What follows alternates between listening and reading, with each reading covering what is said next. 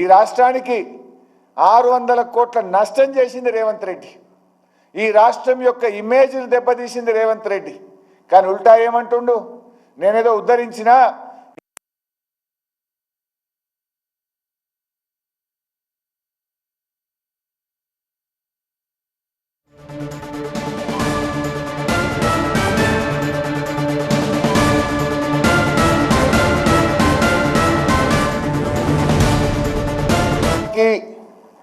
ఇవాళ ఈయన కేసు పెట్టిండు. నీ కేసు డొల్ల కేసు అని సరే ప్రాథమికంగా హైకోర్టు చెప్పింది.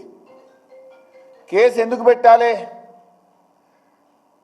అది అవినీతి నిరోధక శాఖ తరఫున పెట్టినావు. అవినీతి జరిగితే దాన్ని నిరోధించే ప్రయత్నం చేయాలి. అక్కడ అవినీతే జరగలేదు. అవినీతి ఎక్కడ జరిగింది? రాష్ట్ర ప్రభుత్వ ఖజానా నుంచి మన రాష్ట్ర ప్రభుత్వ అకౌంట్ ఉన్నటువంటి నేషనలైజ్డ్ బ్యాంకు నుంచి మనం ఏ సంస్థ అయితే ఇక్కడ హైదరాబాద్లో ఈ కార్ రేసింగ్ జరుపుతుందో ఆ సంస్థకు డబ్బులు పంపాం. సో ఇక్కడ ఎక్కడ అవినీతి జరిగింది?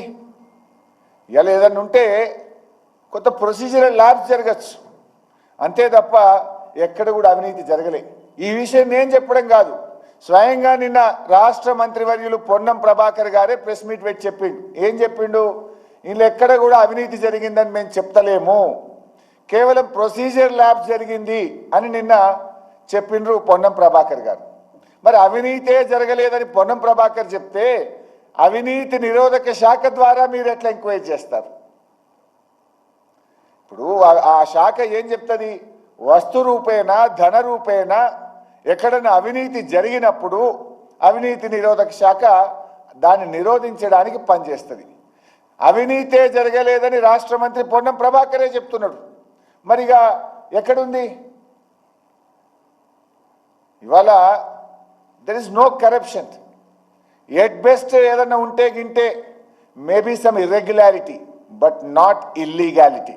There is no illegality.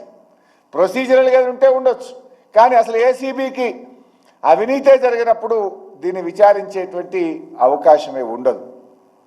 ఇకపోతే ఈ ఈవెంట్ 2022లో మనం ఈవెంట్ జరిపితే 192 దేశాల ప్రజలు 50 కోట్ల మంది దీన్ని లైవ్ టెలికాస్ట్ చూశారు.